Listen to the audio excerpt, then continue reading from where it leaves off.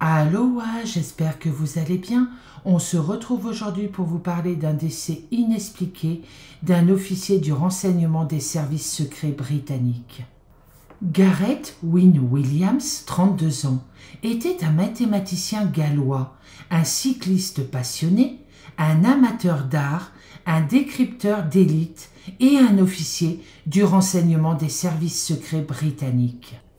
Le lundi 23 août 2010, la police a retrouvé les restes nus en décomposition de Gareth dans un sac rouge North Face, cadenassé de l'extérieur, dans la baignoire de la salle de bain privative de la chambre principale, dans son appartement au dernier étage d'Alderney Street, Pimlico, à Londres. Ce qui va suivre est une enquête des plus étranges. Gareth était un employé du GCHQ, détaché auprès du Secret Intelligence Service, SIS ou MI6, en tant que crypto-analyste ou casseur de code, semblable à la NSA aux États-Unis. Il avait commencé à travailler avec SIS à Londres au printemps 2009. Et après avoir suivi un certain nombre de cours de formation, il a commencé le travail opérationnel actif. Gareth s'était récemment qualifié pour un déploiement opérationnel et avait travaillé avec des agents de la National Security Agency des États-Unis et du FBI. Peu de détails ont été rendus publics sur son travail, si ce n'est qu'il a conçu des applications pratiques pour les technologies émergentes et a été jugé à faible risque. Bien qu'il ait réussi le cours pour devenir pleinement déployable, 6 mois avant son décès, il n'était opérationnel qu'au Royaume-Uni et non à l'étranger. Un employé du SIS a déclaré qu'un examen interne avait été fait. Il a confirmé qu'il n'y avait aucune preuve d'une menace spécifique contre Gareth et nous avons conclu qu'il n'y avait aucune raison de penser que son décès avait quoi que ce soit à voir avec son travail. Quelques mois avant son décès, il a demandé à retourner au GCHQ car il n'aimait pas la course folle, les compétitions de voitures et la culture de l'alcool après le travail au SIS. Et en tant que cycliste et marcheur passionné, il voulait retourner à la campagne. Le GCHQ est le siège des communications du gouvernement britannique. Il s'agit d'une organisation de renseignement et de sécurité chargée de fournir des renseignements électromagnétiques et des informations au gouvernement britannique et aux forces armées. Il est basé à The Donuts, dans la banlieue de Cheltenham, dans l'ouest de l'Angleterre. Le GCHQ a été initialement créé après la Première Guerre mondiale sous le nom de Government Code of Cipher School et était connu sous ce nom jusqu'en 1946. Pendant la Seconde Guerre mondiale, il était situé à Berkeley Park où il était responsable de la rupture des codes allemands Enigma. Le GCHQ comprend 2 composantes principales, la Composite Signal Organization, qui est responsable de la collecte d'informations, et le National Cyber Security Center, qui est responsable de la sécurisation des propres communications du Royaume-Uni. Le Secret Intelligence Service SIS, communément appelé MI6, est le service de renseignement étranger du Royaume-Uni, chargé principalement de la collecte et de l'analyse secrète à l'étranger du renseignement humain, UMINT, à l'appui de la sécurité nationale du Royaume-Uni. Le MI6, Military Intelligence Section 6, a été formé en 1909 en tant que section du Bureau des services secrets spécialisés dans le renseignement étranger et a officiellement adopté son nom actuel vers 1920. Le SIS est impliqué dans la lutte contre le terrorisme, la lutte contre la prolifération, la fourniture de renseignements à l'appui de la cybersécurité et le soutien de la stabilité à l'étranger pour perturber le terrorisme et d'autres activités criminelles. La mission la plus récente de Garrett avait été une conférence sur les hackers à Las Vegas, connue pour avoir été suivie par des hackers criminels dont il est revenu le 11 août 2010. Originaire d'Anglesey, au pays de Galles, Garrett, qui parlait le gallois comme première langue, a commencé à étudier les mathématiques à temps partiel à l'université de Bangor, alors qu'il était encore à Isgol. Il a obtenu un diplôme de première classe à l'âge de 17 ans, un doctorat, à l'université de Manchester. Il a abandonné un cours de troisième cycle ultérieur au St. Catherine College de Cambridge et a pris un emploi au GCHQ à Cheltenham en 2001. Il a loué une chambre pendant près d'une décennie à Presbury. Garrett était décrit comme un homme très réservé, un cycliste passionné et un homme qui aimait par-dessus tout son travail. Il devait retourner à Cheltenham début septembre 2010, après son congé annuel. Il faut noter aussi que Garrett avait un léger bégaiement qui s'aggravait lorsqu'il était nerveux. La rumeur disait que Garrett, 31 ans, était homosexuel, après que du matériel de bondage aurait été trouvé dans son appartement, ainsi que des numéros de téléphone pour des escortes gays. Cela a été nié par la police, mais ils ont révélé en décembre 2010 que Garrett avait visité certains sites web de bondage qui n'étaient pas pornographiques, mais donneraient aux lecteurs des conseils sur la façon d'entrer et de sortir des espaces confinés. Dans l'enquête officielle, ils ont déclaré que ces visites étaient peu fréquentes et isolées et ne représentaient qu'une petite partie de son activité en ligne. La police a également déclaré avoir trouvé des billets pour un certain nombre de spectacles de dragster. Au cours de l'enquête, il y a eu également des irrégularités dans ses finances, mais cela a été nié par la police. Des membres de la famille, dont sa confidente et chérie d'enfance Sian Lloyd Jones, ont déclaré qu'il avait reçu une nouvelle identité du MI6 et que tout cela était simplement lié à son travail. Ils ont également nié qu'il était homosexuel, car aucun membre de la famille n'en avait entendu parler. Ils voulaient absolument trouver une femme et fonder une famille. L'agent de location de l'appartement dans le centre de Londres que Garrett a loué a déclaré qu'il avait été loué par le secrétaire d'État du gouvernement britannique depuis 2003. Cependant, le MI6 a déclaré qu'il n'avait pas arrangé la location et le GCHQ a déclaré qu'il s'agissait d'une location privée via une agence de location agréée. Garrett devait retourner à Cheltenham la semaine après son décès et un autre employé du GCHQ essayait de le contacter pour voir l'appartement la semaine où il aurait été absent. La police s'est rendue au domicile de Garrett le lundi 23 août 2010 à 16h40, dans le cadre d'un contrôle de bien-être, après que ses collègues ont remarqué qu'il avait été hors de contact pendant plusieurs jours. La police est entrée dans son appartement, au dernier étage, au 36 Alderney Street, Pimlico, Londres. Ils ont trouvé un sac rouge North Face, cadenassé de l'extérieur, dans la baignoire de la salle de bain, attenante de la chambre principale. John Gallagher, qui a assisté à la scène, a tenté de soulever le sac, mais s'est inquiété lorsqu'un liquide rouge-marron s'en est échappé. Il a laissé le sac dans la baignoire. Une petite incision a ensuite été pratiquée dans le sac et un corps nu en décomposition a été retrouvé à l'intérieur. Le corps était en position fœtale avec les bras croisés. Une serrurière avait été utilisée pour attacher les œillets et la bascule du sac. Une perquisition de l'appartement a révélé qu'il possédait 15 000 livres. Des vêtements et des chaussures de créateurs, y compris des marques telles que Stella McCartney et Christian Louboutin, tout stockés non ouverts dans leurs sacs et boîtes aux côtés d'un certain nombre de perruques pour femmes. Une de ces perruques orange était accrochée à une table. Les membres de la famille ont déclaré que les vêtements de créateurs n'étaient qu'un signe de sa générosité, car il leur avait acheté des cadeaux coûteux. De plus, tous les vêtements étaient de taille 6 ou 8, dans lesquels il ne pouvait même pas mettre un bras ou une jambe, et les chaussures qui ont été retrouvées dans son appartement n'étaient pas à sa taille, mais à celle de sa sœur.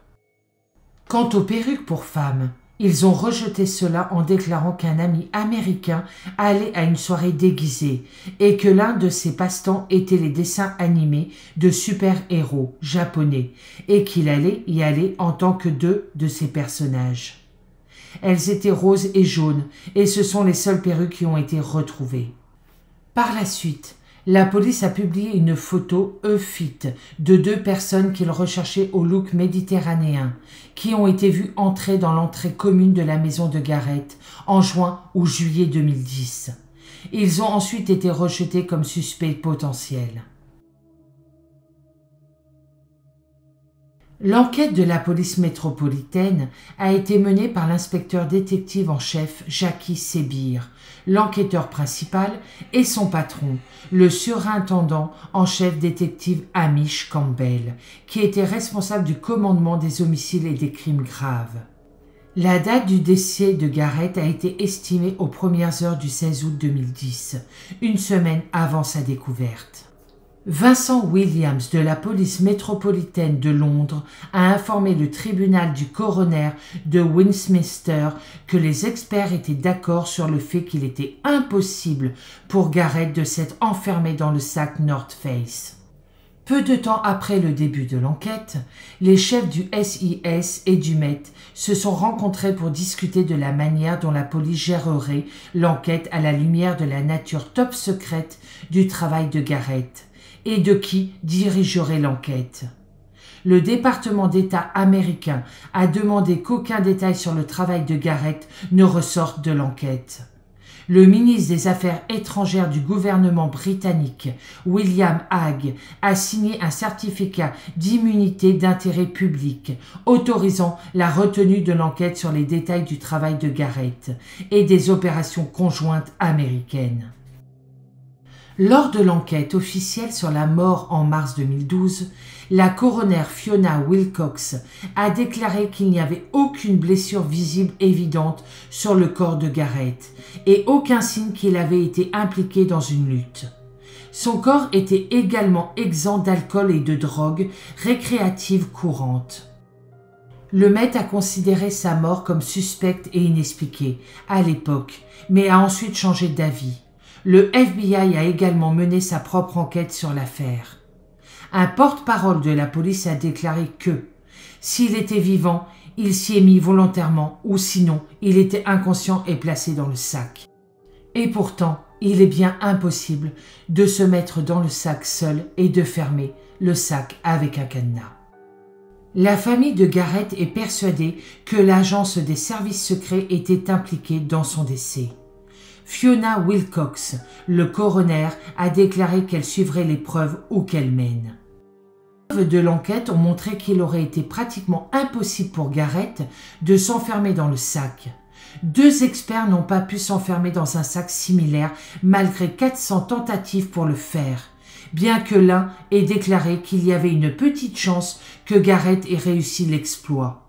Cependant, des vidéos ultérieures sont apparues en ligne qui suggèrent que l'exploit est possible, mais étant donné la taille et le poids de Garrett, ce sera en effet très difficile, mais pas impossible. Mais la question se pose, pourquoi se mettre dans un sac ? Le pathologiste renommé Richard Shepherd a déclaré qu'il était plus probable que Garrett soit vivant lorsqu'il est entré dans le sac, en raison de la difficulté d'arranger un corps dans la position dans laquelle le corps de Garrett a été retrouvé, car son corps a été retrouvé en position fœtale. Un autre pathologiste, Ian Galder, a déclaré que Garrett aurait été tué par l'hypercapnie, des niveaux élevés de dioxyde de carbone après seulement 2 ou 3 minutes dans le sac. À noter, le chauffage de l'appartement de Garrett s'est avéré être allumé à un niveau très élevé. Il a été suggéré qu'une température élevée à l'intérieur de l'appartement aurait accéléré la décomposition du corps de Garrett. L'avocat de la famille, Anthony O'Toole, lors de l'enquête a déclaré qu'une deuxième personne était soit présente lorsque Garrett est décédé, soit que quelqu'un est entré par effraction par la suite et a volé des objets. Il n'y avait aucune preuve médico-légale pour étayer ce point de vue. Aucun signe d'entrée forcée n'a pu être trouvé, mais il a également été noté que la porte et les serrures avaient été enlevées au moment où les experts de la police sont intervenus. La famille de Garrett a allégué que l'ADN avait été interféré et que les empreintes digitales laissées sur les lieux avaient été effacées dans le cadre d'une dissimulation. Des fragments non concluants de composants d'ADN d'au moins 2 autres contributeurs ont été trouvés sur le sac. Aucune empreinte digitale, empreinte de paume, empreinte de pied ou trace d'ADN de Garrett n'a été retrouvée sur le bord de la baignoire, la fermeture éclair du sac ou le cadenas du sac. Une clé du cadenas se trouvait à l'intérieur du sac, sous sa fesse droite. Supposons que Garrett s'est bien enfermé dans le sac. Comment se fait-il qu'il n'y ait aucune empreinte sur le sac ainsi que sur le cadenas et les attaches du sac? Et on en parle ou pas? Quel est l'intérêt de s'enfermer dans un sac? Pour mettre fin à ses jours? Je pense que malheureusement il y a d'autres moyens. L'ADN trouvé sur la main de Garrett s'est avéré être une contamination par l'un des médecins légistes. L'LGC, la société médico-légale, s'est excusée que l'erreur ait infligé une telle douleur à la famille, causée par la saisie incorrecte d'un code numérique. Un témoignage des plus étranges. Les preuves données par l'ancienne propriétaire de Garrett, à Cheltenham, ont montré qu'une nuit, il l'avait réveillée, elle et son mari, en criant à l'aide. Apparemment, il avait réussi à s'attacher à son lit et avait besoin d'aide pour se libérer. Le témoignage était que Garrett avait affirmé à l'époque qu'il l'avait fait juste pour savoir s'il pouvait se libérer et qu'il avait promis de ne plus réessayer. Rien de plus n'avait été dit sur l'incident après l'événement.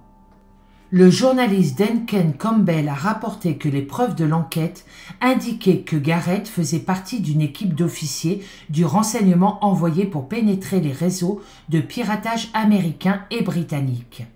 Il avait assisté au Breakfast Black Hat 2010 et aux conférences DEF CON. 2 sources de la police britannique ont déclaré qu'une partie du travail de Garrett était axée sur la Russie. Et l'une d'entre elles a confirmé qu'il avait aidé la NSA à retracer les itinéraires internationaux de blanchiment d'argent utilisés par des groupes criminels organisés, notamment des cellules mafieuses basées à Moscou. La coroner Fiona Wilcox a conclu que le décès de Garrett était contre nature et susceptible d'avoir été orchestré par des criminels. La coroner était convaincue que, selon la prépondérance des probabilités, Garrett avait été exécuté. Elle dit également que la plupart des questions fondamentales concernant la mort de Garrett restent sans réponse, et cela restera un vrai mystère. Il n'y avait pas suffisamment de preuves pour prononcer un verdict d'homicide. La coroner a conclu qu'une autre personne a placé le sac contenant Garrett dans la baignoire et, selon la prépondérance des probabilités, a verrouillé le sac. Aucune empreinte digitale n'a été retrouvée autour de la baignoire. Le coroner a critiqué le SIS pour ne pas avoir signalé la disparition de Garrett pendant 7 jours, ce qui a causé une angoisse et des souffrances supplémentaires à sa famille et a entraîné la perte de preuves médico-légales. Le coroner a rejeté le suicide. Elle a condamné les fuites sur le travestissement comme une possible tentative de manipulation des médias.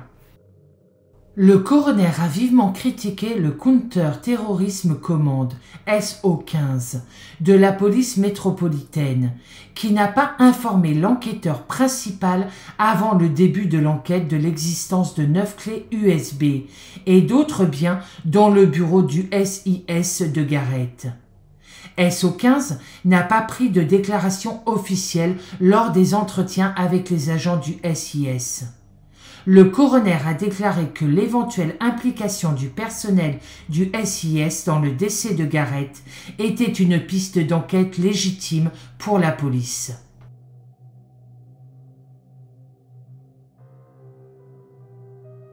La découverte du coroner a déclenché une nouvelle enquête de la police métropolitaine qui a duré 12 mois supplémentaires et qui, selon les officiers, avait été autorisée à accéder sans précédent au personnel en service du MI6, à la suite des vives critiques lors de l'enquête.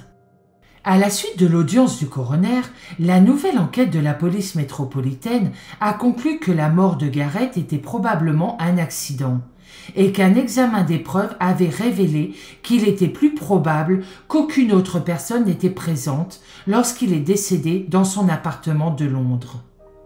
Le sous-commissaire adjoint de la police métropolitaine, Martin Hewitt, a annoncé que malgré un réexamen de toutes les preuves et l'enquête sur des nouvelles pistes, aucune réponse définitive n'avait été obtenue quant à la cause de la mort de Garrett. Et le scénario le plus probable était qu'il était décédé seul dans son appartement à Pimlico, dans le centre de Londres, après s'être accidentellement enfermé dans le sac. La famille de Garrett a répondu qu'elle soutenait les conclusions du coroner et dans un communiqué, ils ont déclaré « Nous sommes naturellement déçus qu'il ne soit toujours pas possible de dire avec certitude comment Garrett est décédé et le fait que les circonstances de sa mort sont encore inconnues, ajoute à notre chagrin.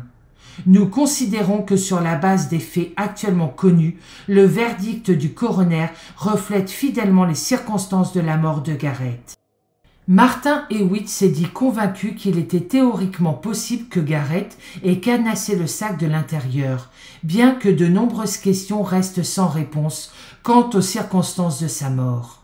Il a ajouté qu'il n'y avait aucune preuve que l'officier du MI6 avait eu l'intention de se suicider ou que sa mort était liée à son travail. Et il terminera avec cette phrase « Je crois que nous avons affaire à une mort tragique inexpliquée ». La police a tout de même déclaré qu'il y avait environ 10 à 15 traces d'ADN dans l'appartement de Garrett, à partir desquelles il n'avait pas été possible d'obtenir des profils ADN complets. Mais tous les autres profils ADN et empreintes digitales avaient été éliminés. Martin Hewitt a également déclaré qu'il n'y avait aucune preuve que l'appartement avait été nettoyé de manière médico-légale, ajoutant que c'était une erreur, qu'il ait été nettoyé en profondeur de telle manière qu'il ne restait que certains ADN dans les locaux. Il a tout de même reconnu que le coroner, après avoir étudié toutes les preuves disponibles à ce stade, avait fait l'inférence logique qu'il était plus probable que quelqu'un d'autre soit impliqué dans la mort de Garrett. Mais la réalité est que pour les deux hypothèses, il existe des contradictions évidentes et des lacunes dans notre compréhension. En septembre et octobre 2015, Boris Karbiskov, un ancien agent du KGB qui a quitté la Russie et vivait en Grande-Bretagne, a déclaré lors d'entretiens que des sources en Russie ont affirmé que le service russe de renseignement extérieur, également connu sous le nom de SVR, était responsable de la mort de Garrett. Selon lui, le SVR a tenté et échoué de faire chanter Garrett pour qu'il devienne un agent double. En réponse aux tentatives du SVR, Garrett a apparemment affirmé qu'il connaissait l'identité d'un espion russe à l'intérieur du GCHQ. Karbikov a affirmé que la menace de Garrett signifiait que le SVR n'avait alors d'autre alternative que de l'exterminer afin de protéger son agent au sein du GCHQ. Concernant la cause du décès, Karbikov a affirmé que le SVR avait tué Garrett par un poison introuvable introduit dans son oreille. En 2015, une histoire a émergé selon laquelle Garrett avait piraté illégalement des informations secrètes sur l'ancien président Bill Clinton en faveur personnelle d'un ami. Garrett a accroché une liste d'invités à une fête à laquelle l'ancien président prévoyait d'assister et a remis les informations secrètes à un ami, également invité à l'événement. La violation de l'autorisation de sécurité de Garrett a apparemment provoqué l'ire du MI6. Il ne faut pas oublier que l'équipe d'enquête a trouvé des fragments d'ADN appartenant à 2 personnes non identifiées sur le cadenas et la poignée du sac. Ces personnes n'ont jamais été identifiées et une serviette verte dans l'appartement portait l'ADN d'une personne inconnue. Cette personne n'a également jamais été retrouvée. Une question évidente était de savoir si le décès de Garrett était lié à son travail. Nous avons examiné certains aspects de son travail pour essayer de découvrir si cela avait quelque chose à voir avec sa mort. Son travail était-il dangereux? S'était-il disputé avec quelqu'un? Avait-il une relation avec quelqu'un qui était jaloux? Nous n'avons rien retrouvé à ce jour, comme déclarera la police.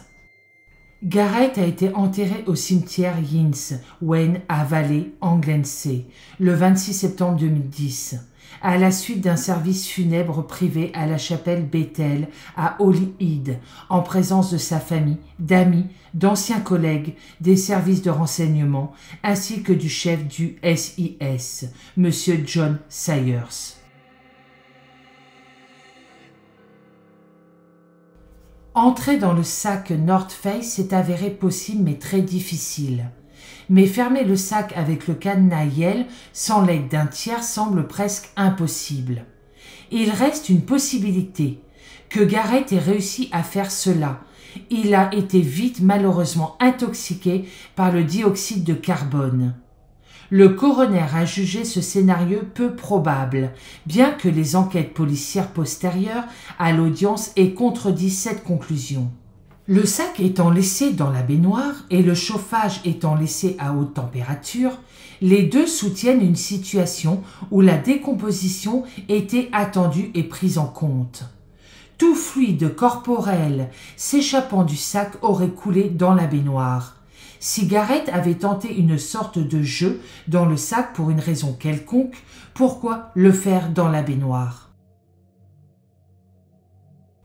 Cela semble peu probable, car il n'y avait aucun signe de problème de santé mentale et Garrett devait rencontrer sa sœur 2 jours après son décès, et il avait déjà réservé ses vacances de randonnée en Suisse. Après, effectivement, nous ne sommes pas dans la tête des personnes. Elles peuvent aller très mal et on ne le voit pas. Mais pourquoi mettre fin à ces jours dans un sac? Il n'y avait aucun signe de lutte et aucune blessure sur le corps. Il n'y avait aucun signe d'effraction dans l'appartement. Mais si la serrure de la porte d'entrée avait été mortaisée, quelqu'un aurait pu ouvrir la porte par la boîte aux lettres. Mais impossible d'en être sûr, car selon l'enquête, les serrures ont été enlevées par la police. Aucune donnée sur les ordinateurs portables ou les téléphones de Garrett n'a révélé quoi que ce soit de suspect. Mais un iPhone dans son appartement avait été réinitialisé aux paramètres d'usine juste avant son décès. Il était impossible de dire si cela avait été fait manuellement ou à distance.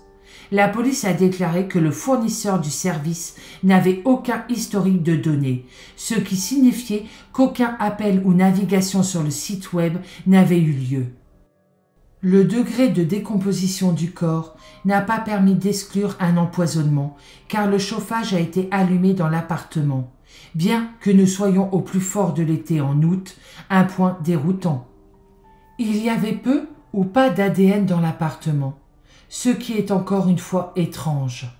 La police nie que l'appartement ait été nettoyé médico-légal par des inconnus. Même les empreintes digitales de Garrett étaient introuvables. Il aurait inexplicablement besoin d'essuyer les empreintes de doigts ou de paumes de toutes les surfaces de la salle de bain avant d'entrer dans le sac. Même s'il essayait d'entrer dans le sac tout seul, il aurait dû toucher le côté, le fond de la baignoire ou les carreaux à un moment donné de la tentative. Mais rien n'a été retrouvé. Comment Garrett aurait dû, en quelque sorte, verrouiller le sac à l'extérieur, de l'intérieur, et effacer toutes ses empreintes digitales de la serrure par la suite? Les affaires de Garrett au MI6 se trouvaient dans une armoire partagée avec une serrure à combinaison utilisée par d'autres et n'ont été examinées que 3 jours après sa mort. L'équipement du GCHQ a été examiné peu de temps après. L'agent détective Simon Warren, qui a examiné les ordinateurs portables, les clés USB, les CD et les DVD de Garrett, a déclaré que toutes les données, même au niveau les plus bas, peuvent être modifiées ou supprimées. Mais il a dit qu'il n'y avait aucune preuve que les dossiers avaient été modifiés depuis son décès. Pourquoi le MI6 a-t-il mis si longtemps à signaler sa disparition ? Il avait manqué des réunions les 16 et 20 août 2010. Personne n'a sonné l'alarme après sa disparition de plus de 7 jours. L'incapacité de Garrett à se présenter au travail était considérée comme inhabituelle. Mais son manager n'a rien fait après que sa sœur ait été en contact.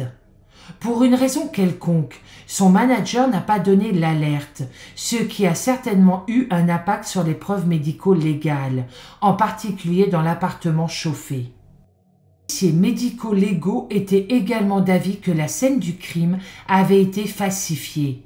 Une source a déclaré au Daily Mirror que des tuiles médico-légales pour préserver la scène avaient été déplacées le premier soir. Il pensait que quelqu'un était peut-être entré par effraction dans l'appartement, par la lucarne pour contourner le garde de la police. Encore à ce jour, la mort de Garrett reste un vrai mystère. Juin 2021. Les preuves médico-légales relatives au décès de l'agent du MI6 Garrett Williams en 2010 doivent être réexaminées, a confirmé la police métropolitaine. Le Sunday Times a rapporté qu'il était possible que les progrès de la science de l'ADN permettent l'étude plus approfondie d'un seul cheveu trouvé sur les lieux. Il existe un processus d'examen établi pour les enquêtes dans lequel les nouvelles informations ou des opportunités médico-légales sont prises en compte, a déclaré un responsable de la Met Police. Le Met entreprend actuellement un examen médico-légal pour évaluer s'il existe de nouvelles opportunités d'enquête dans cette affaire et nous attendons son résultat. Il reste en contact étroit avec la famille de Garrett pour nous assurer qu'ils sont pleinement soutenus. Après son décès, il y a eu de nombreuses spéculations dans les médias selon lesquelles cela pourrait, d'une manière ou d'une autre, être lié au travail de renseignement secret dans lequel il était engagé en tant qu'officier du GCHQ.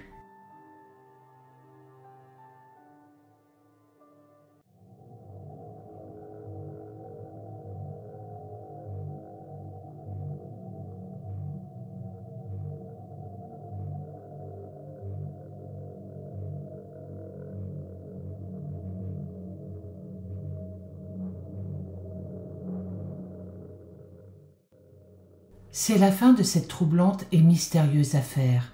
J'espère qu'un jour, la famille de Garrett aura des réponses. Pour ma part, je vous souhaite une très bonne journée. Je vous dis à bientôt dans une prochaine vidéo et surtout, prenez soin de vous.